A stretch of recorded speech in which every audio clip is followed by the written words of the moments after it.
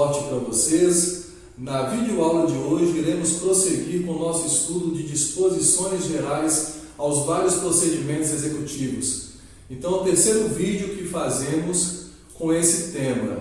Provavelmente ainda teremos outro vídeo nessa temática antes de adentrarmos ao estudo de procedimentos executivos em espécie. Começando, portanto, a nossa análise de hoje, vamos tratar de petição inicial executiva. Requisitos dessa petição inicial. O artigo 319 do CPC, que regula os requisitos da petição inicial para o procedimento comum, é aplicado subsidiariamente aos demais procedimentos, tanto de processo de conhecimento e também aos procedimentos executivos. Isso por força do artigo 318 do CPC, de forma que serão observados também na petição inicial da execução os requisitos constantes do artigo 319 do CPC, mas obviamente com as devidas adequações. Nesse caso, os incisos 6 e 7 do artigo 319 do CPC não se aplicam, porque o artigo 319 do inciso 6 e 7, ele traz como requisitos o protesto por provas, ou seja, a indicação pelo autor das provas que pretende produzir, e na execução nós não precisamos que haja uma dilação probatória, uma atividade exercida no curso do processo para se provar a existência de fatos alegados pelas partes. E por que não? Porque a execução parte de um direito pré-definido constante de título. Então, o direito do exequente já está determinado, já é certo, líquido e exigível, constante de título executivo. Dessa forma, a única prova necessária no processo de execução é a prova pré-constituída, que no caso é o título executivo. Lembrando que sine titulo nulla executio. Ok.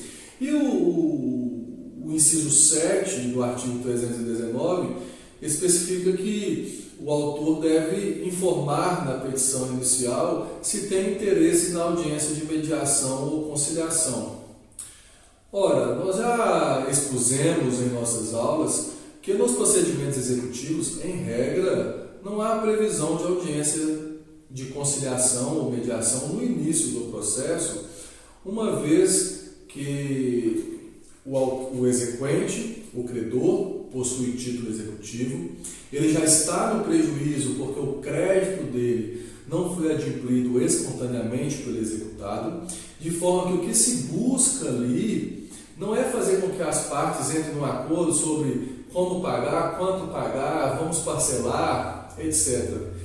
A princípio, não é o objetivo do legislador. O objetivo do legislador é fazer com que o crédito constante do título seja cumprido, seja honrado, de forma que o executado, nos procedimentos executivos, ele não é citado para comparecer à audiência de conciliação ou mediação. O executado é citado para cumprir com sua obrigação. Se for para pagar, ele é citado para pagar. Se for para entregar coisa, ele é citado para entregar a coisa. Se for obrigação de fazer ou não fazer, ele é citado para cumprir com a sua obrigação. Isso é necessário para que tenhamos a efetividade do processo executivo. O exequente já está no prejuízo, não pode perder mais tempo com uma designação prévia de uma audiência de conciliação. Embora, eu já mencionei para vocês em outras aulas, nos juizados especiais, nós temos, na execução perante os juizados, a previsão de uma audiência para tentativa conciliatória, pelo fato da conciliação ser um dos princípios norteadores dos procedimentos perante os juizados especiais. Ok. É importante destacarmos desde logo também que esses requisitos, quando a gente fala em petição inicial, nós estamos falando de execução autônoma. E a execução autônoma, em regra, é do título executivo extrajudicial. Por quê? o título judicial, em regra, é executado nos mesmos autos em que ele foi formado. Então, nós temos um processo na qual se visa o reconhecimento de um direito, aquele credor que não possui título executivo, ou aquela pessoa que demanda uma indenização, ou outra ação movida na qual se busca um provimento condenatório, condenando-se o réu a cumprir uma obrigação em favor do autor. O deslinde do processo de conhecimento, havendo a procedência do pedido, será a formação do título executivo judicial. Então, nada mais lógico, e menos burocrático que se executar o título judicial nos mesmos autos em que foi formado. De modo que, quando o título executivo judicial tiver sido formado perante um processo que tramitou em um juízo civil brasileiro, ele será executado nos mesmos autos em uma nova fase desse processo, chamada de fase de cumprimento de sentença, regulada dos artigos 513 do Código de Processo Civil até o artigo 538 do CPC. Ok? Acontece que temos 3 títulos previstos no artigo 515 do CPC. O artigo 515 regula as figuras que são consideradas em nossa legislação como títulos executivos judiciais. E temos ali a previsão de alguns títulos que necessariamente terão que ser executados em um novo processo. Então, para esses títulos também se aplica essa nossa previsão aqui de requisitos da petição inicial. Porque se o título judicial demandar a execução em um processo autônomo, tem que ser movida, portanto, uma ação executiva, uma actio iudicatio, para se executar esses títulos, é necessário ter-se, obviamente, petição inicial e citação. Quais são esses títulos? A sentença penal condenatória, então o processo que tramitou perante um juízo criminal, na qual houve, além da imposição da pena criminal, pelo reconhecimento da prática delituosa, o juiz tendo verificado no curso do processo que aquela conduta delituosa gerou prejuízos para a vítima ou para as vítimas do delito, o juiz irá também imputar ao réu uma sanção de natureza civil, que é o dever de indenizar, o dever do autor do delito, indenizar a vítima do delito. Só que essa pena é de natureza civil, ela não será executada perante o juízo da execução penal, ela será executada perante o juízo civil competente, nos termos determinados pelo artigo 516, inciso 3 do CPC. De modo que ter-se-á que ser proposta a ação executiva munida do título executivo judicial, perante o juízo civil competente. O mesmo se dá com a sentença arbitral, cujo processo não transcorre perante um órgão judiciário, mas sim perante um órgão extrajudicial. Ok? Nós já discutimos bastante isso em nossas aulas. E também com a sentença estrangeira homologada pelo STJ em ação própria, que é executada perante um juízo federal de primeira instância. Então tem que ser proposta uma ação após a homologação da sentença estrangeira pelo STJ em ação própria, terá que ser movida uma outra ação pelo exequente perante a vara federal competente, Justiça Federal de primeira instância. Então, para essas figuras de títulos executivos judiciais, será necessário também termos uma petição inicial seguindo esses mesmos requisitos que estou mencionando para vocês. Ok. Com relação aos outros títulos executivos judiciais que são formados no curso de um processo que tramitem um juízo civil brasileiro, não será necessária a petição inicial, será necessária para se dar início à fase executiva, chamada pelo legislador de cumprimento de sentença. Para se dar início a essa fase, o exequente tão somente irá peticionar, uma petição simples, uma petição intermediária, de abertura da execução. Peticionará pedindo para o juízo, no qual o processo tramitou originariamente, após o trânsito em julgado, os autos retornam ao juízo de origem, ao juiz que proferiu a decisão originariamente naqueles autos, para que se dê início à execução. Pois bem, então os requisitos intrínsecos, aqueles que constam do corpo da petição inicial, englobam o artigo 319 do CPC, excluindo-se incisos 6 e 7, como eu falei, não será feito protesto por provas, não será informado o interesse de haver ou não conciliação em audiência, certo? Com relação aos requisitos intrínsecos, ainda temos que mencionar que o exequente, por estar movendo a ação executiva, havendo vários procedimentos executivos através dos quais essa ação pode ser movida, ele deverá optar por qual procedimento irá carrear sua execução, certo?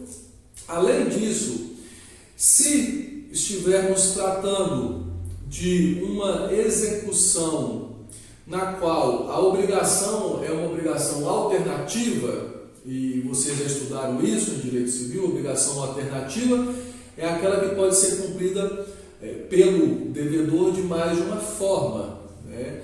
Nada dispondo no negócio jurídico, a escolha da obrigação alternativa cabe ao devedor, mas no negócio jurídico pode ser determinado o contrário, pode ser determinado que a escolha caiba ao exequente.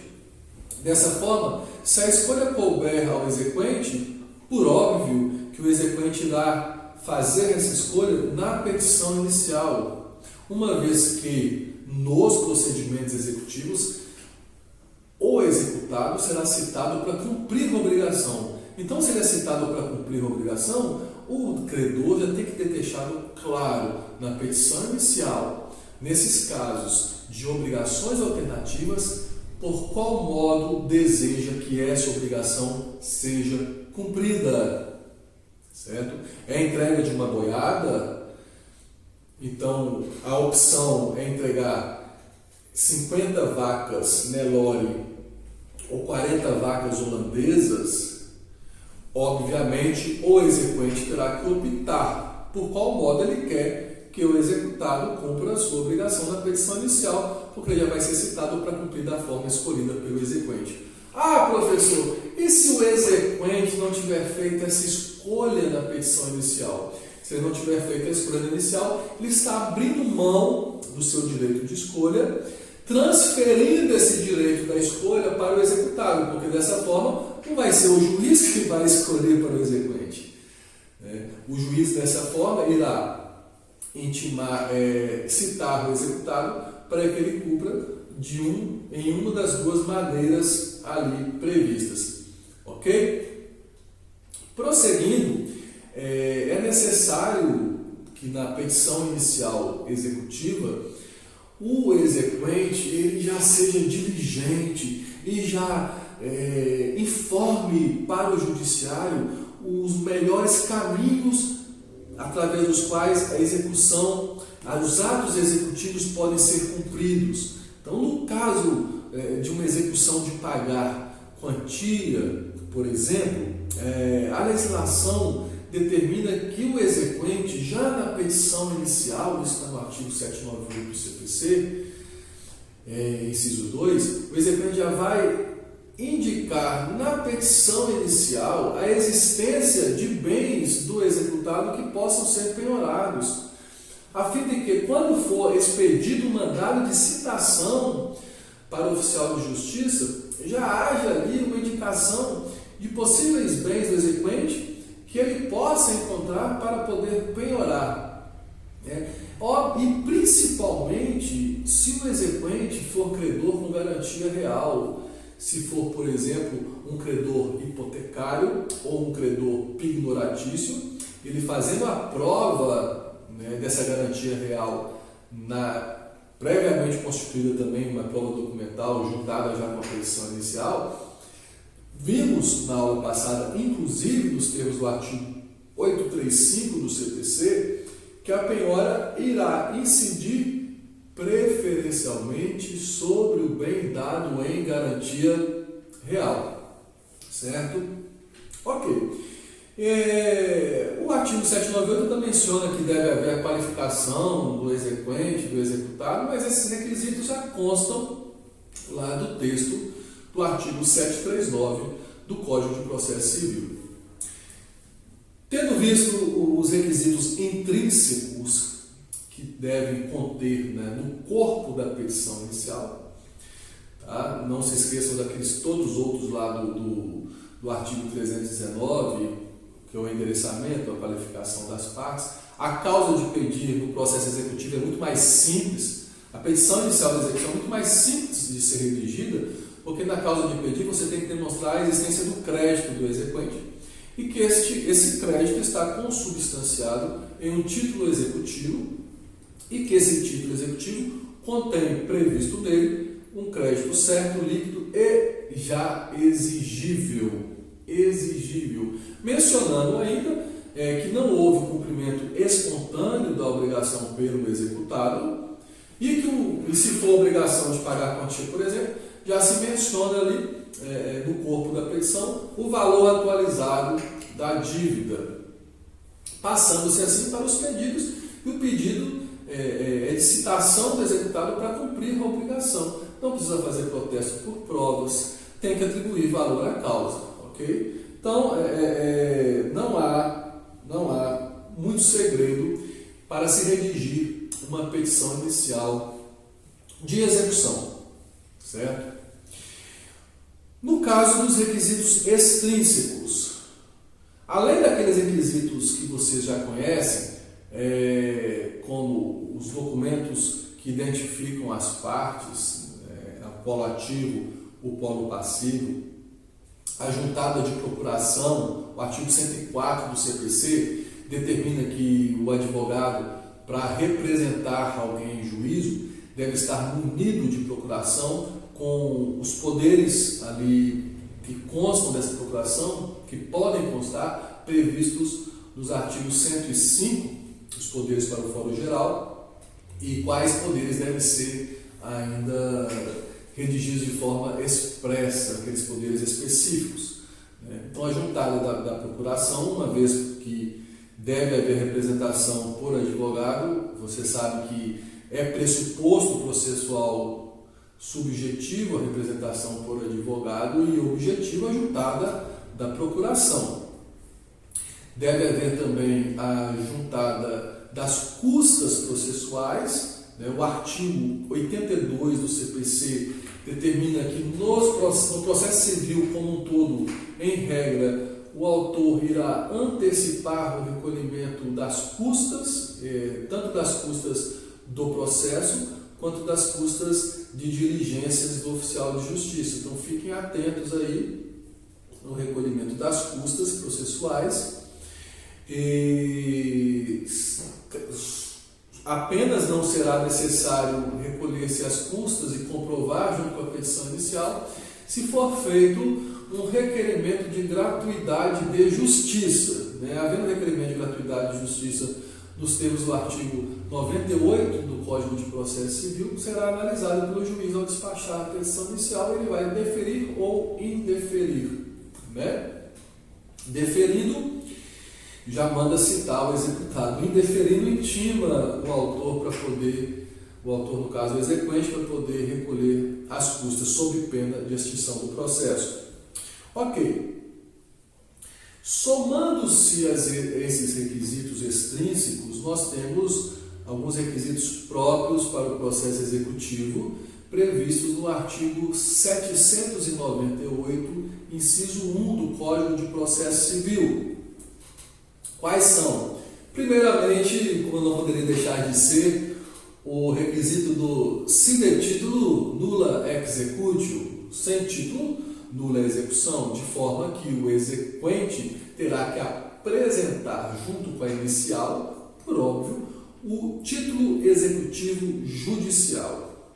Se for aqueles títulos judiciais que têm que ser executados em processo autônomo, sentença penal condenatória, sentença estrangeira homologada pelo STJ, sentença arbitral, ou título extrajudicial, né, sendo movido uma execução de título extrajudicial.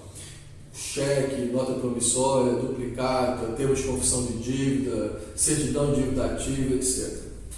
Pois bem, quando os processos eram físicos, tinha que ser juntado o original. A não ser se fosse um título de grande valor, aí juntava-se uma cópia, o original ficava guardado no cofre junto à secretaria da vara, né? Agora, nos processos eletrônicos, nós estamos juntando um arquivo escaneado do original, mas o exequente tem por obrigação manter o original em seu poder, porque caso seja questionada a idoneidade daquele título ou a veracidade daquele título que foi juntado em meio eletrônico, o exequente terá que apresentar em juízo para a conferência o documento original, ok? Além disso, estabelece o artigo 798, inciso 1 do CPC, lá na linha B, que em se tratando de execução de pagar quantia, o exequente deve apresentar, junto com a inicial, uma planilha de cálculos e atualização da dívida. Depois ele explica como deve se dar esse cálculo, né, com relação à taxa de juros, etc. Né? Índice de correção monetária, desde quando que incide ou não incide, tá? Prevendo a previsão em regra, obviamente, está no título executivo, então tem que ser buscado esses elementos para cálculo, muitas vezes no próprio título executivo. Algumas vezes o título não traz essas previsões, como o cheque, a nota promissória, não tem campo para se trazer essas previsões. Mas uma cédula de crédito bancária, por exemplo, já traz todas essas previsões atinentes à atualização monetária e também à incidência dos juros moratórios.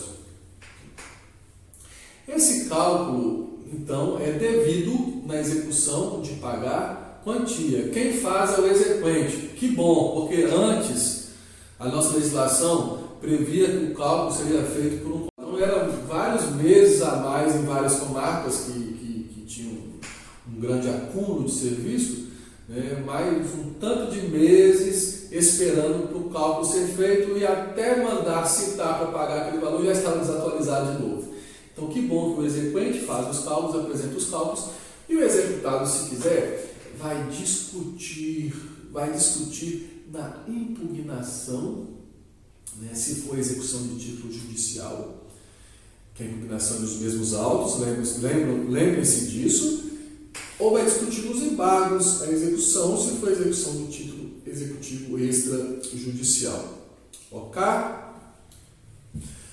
Prosseguindo, existem aquelas obrigações sujeitas à condição ou termo. E o artigo 798, inciso 1, a linha C do CPC, estabelece que se a obrigação for sujeita à verificação de uma condição ou ao transcurso de um termo, isso tem que ser demonstrado pelo exequente na petição inicial. Tem que juntar o documento que demonstre isso na petição inicial. Porque a exigibilidade do título carece dessa demonstração. A exigibilidade carece dessa demonstração. E na mesma toada, no mesmo sentido, a linha D do 7981 estabelece que naquelas obrigações nas quais a exigência da prestação devida ao exequente, ao credor, só ocorrer quando este credor tiver já dado uma contraprestação em favor do executado, em favor do devedor, é necessário que o exequente comprove que ele cumpriu com a sua obrigação. Então nós temos aí um contrato no qual se estabelece que o exequente irá fornecer ali materiais, insumos para um cliente, e após o fornecimento esse cliente irá ter que pagar por esses valores, né?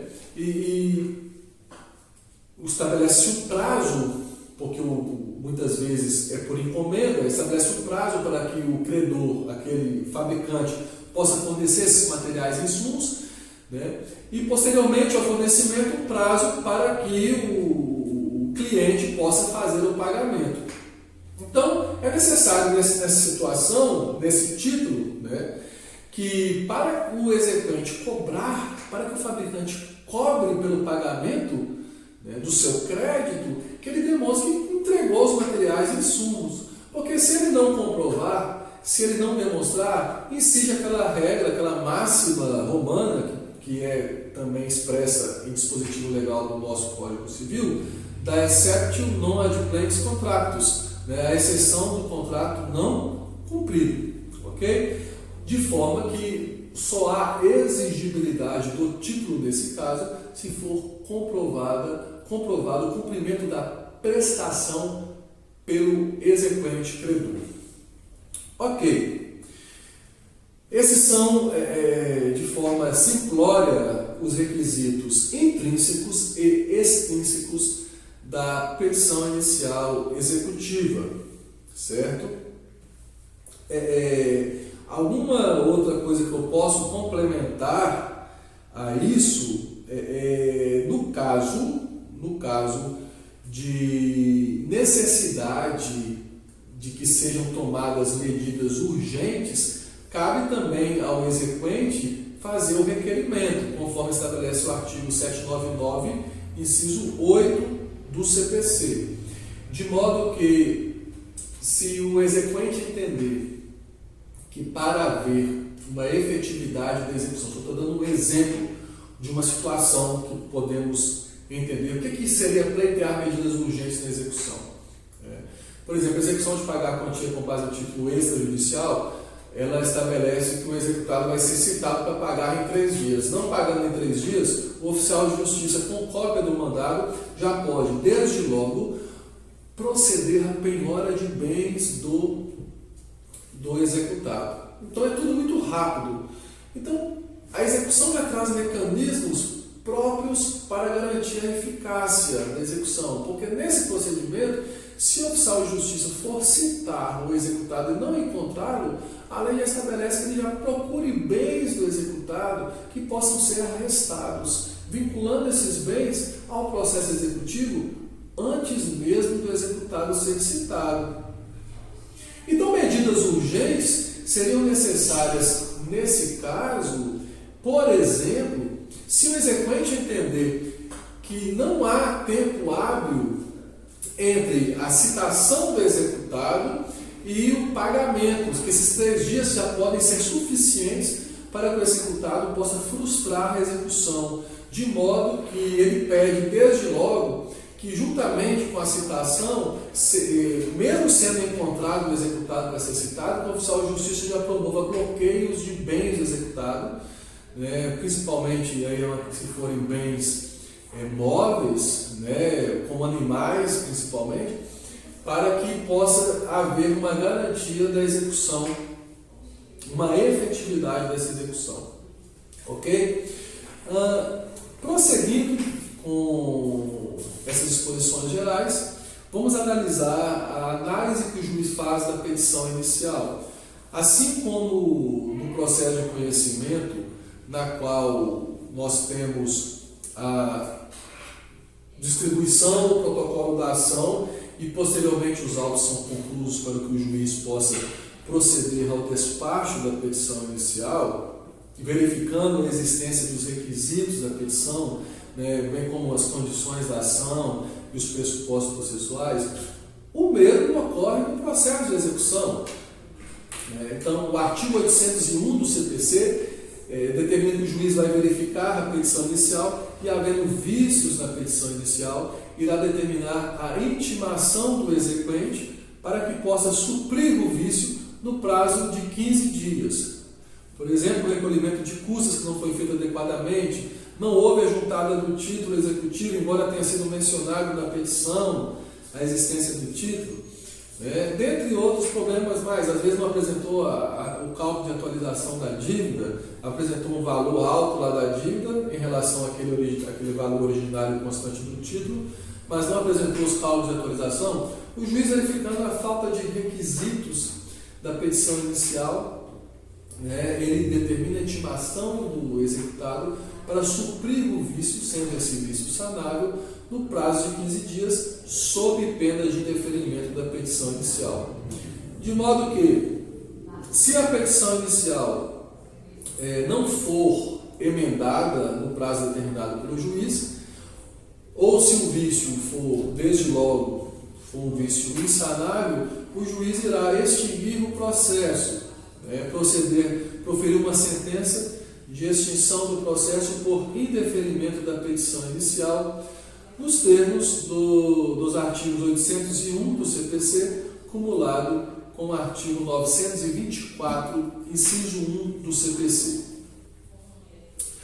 Por fim, nessa nossa aula de hoje, vou trazer uma previsão muito importante, que é um módulo através do qual o exequente pode se prevenir contra fraude à execução. O artigo 828 do CPC traz um mecanismo importante nesse sentido em favor do exequente, porque estabelece que, após a petição inicial da execução ser recebida pelo juiz, então o juiz tem que ter despachado, recebendo a petição inicial, determinando assim que seja feita a citação do executado, mas o exequente não precisa esperar a citação do executado. O artigo 828 estabelece que, nesse caso, o exequente poderá requerer à Secretaria do Juízo uma certidão da existência da execução, a fim de averbar essa existência da execução perante o registro público competente, ou seja, o registro de imóveis, o registro de veículos automotores ou algum outro registro público de bens. Vamos pensar aí num registro na junta comercial, junto ao registro de empresas, o registro de ações também, de sociedades por ações, certo? Bem, para que serve esse registro? Não é penhora, não é uma conscrição judicial incidente sobre o bem. Essa averbação, ela serve para dar publicidade a terceiros da existência da execução contra o proprietário daquele bem. Para que esse terceiro tenha ciência que aquele bem pode vir a ser penhorado e expropriado naquele processo de execução, fazendo com que quaisquer terceiros que eventualmente venham a negociar com o executado esse bem, que seja presumida a má-fé desse terceiro. Porque o terceiro tem ciência de que o bem pode ser atingido pela atividade executiva movida naquele processo. Então, qualquer alienação desse bem ou entrega desse bem em garantia de terceiros será considerada fraude à execução. Por isso que é importante essa diligência por parte do exequente.